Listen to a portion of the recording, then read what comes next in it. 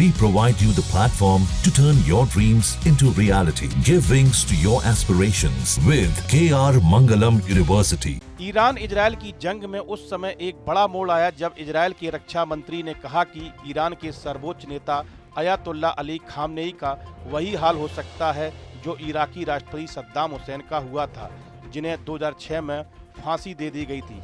अगर नेतन्याहू की बात सही साबित हो गई या फिर खामनेई को कुछ हो गया या फिर ईरान जंग हार गया तो फिर उनके बाद ईरान में उनका उत्तराधिकारी कौन होगा, इस पर भी चर्चाएं तेज हो गईं।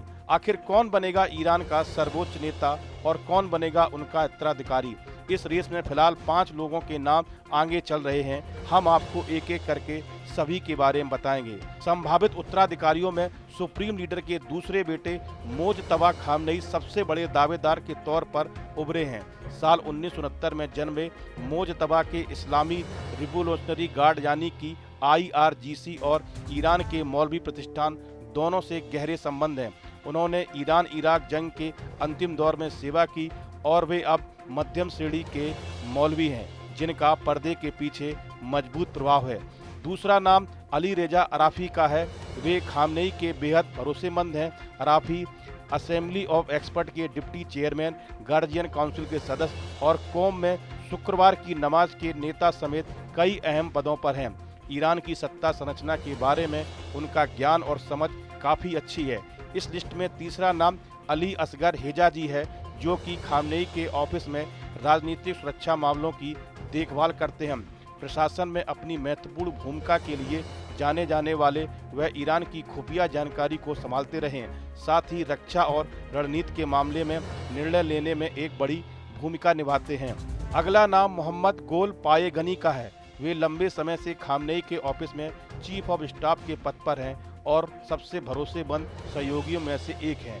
खामनेई के बेहद भरोसेमंद माने जाने वाले गोल पायेगनी को ईरान के सरकारी कामकाज की काफ़ी अच्छी जानकारी है। न्यायपालिका और खुफिया इलाकों में लंबे समय तक काम करने वाले गुलाम हुसैन मोहसेनी एजई भी एक संभावित उत्तराधिकारी हैं। उन्होंने पहले राष्ट्रपति महमूद अहमदीनेजाद के अधीन इराक की खुफिया मंत्री के तौर पर काम किया था और अटॉर्नी जनरल और न्यायपालिका के प्रवक्ता सहित कई सीनियर कानूनी पदों पर भी काम किया है।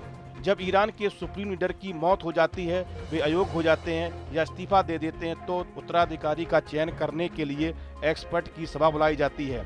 इसमें सीनियर मौलवी भी शामिल होते हैं जिन्हें जनता द्वारा चुना जाता है, लेकिन ईरान की संरक्षक परिषद द्वारा उनकी जांच की जाती है। यह 88 सदस्यों का निकाय है जो 8 साल का कार्यकाल पूरा करते हैं। वे करीब शून्य सार्वजनिक पारदर्शिता के साथ एक गुप्त प्रक्रिया में उम्मीदवारों को नामांकित करने और वोट देने के लिए एक बंद सेशन में मिलते हैं। वे प्रत्येक उम्मीदवार की धार्मिक साख, राजनीतिक निष्ठा और शासन की स्थिरता बनाए रखने की क्षमता पर चर्चा और मूल्यांकन करते हैं।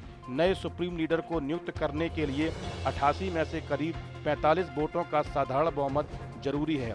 गुटी विवादों से बचने के लिए सभा आम सहमति चाहती है। कुछ विशेषज्ञों का मानना है कि ईरान की धार्मिक परिषद कोई नया और चौंकाने वाला नाम भी चुन सकती है। इसमें हसन खमानेई जैसे उभरते धार्मिक चेहरे या सैन्य पृष्ठभूमि वाले किसी कद्दावर नेता को आगे लाया जा सकता है। कुछ विशेषज्ञों का मानना है कि ईरान की धार्मिक परिषद कोई नया और चौंकाने वाला नाम भी चुन सकती है। इसमें हसन खमानेई जैसे उभरते धार्मिक चेहरे या सैन्य पृष्ठभूमि वाले किसी कद्दावर नेता को आगे लाया जा सकता है। इसके पीछे मंशा यह हो सकती है कि नया सुप्रीम लीडर युवा हो, कट्टरता के बजाय संतुलन की नीति अपनाए और ईरान की छवि को अंतर्राष्ट्रीय मंच पर बेहतर करे। ईरान में सुप्रीम लीडर की कुर्सी सिर्फ धार्मिक नेतृत्व नहीं बल्कि सैन्य और राजनीतिक शक्ति का भी केंद्र है। खामनेई के बाद जो भी इस पद पर बैठेगा वह न सिर्फ देश की दिशा तय करेगा बल्कि पूरी पश्चिम एशिया की राजनीति को भी प्रभावित करेगा।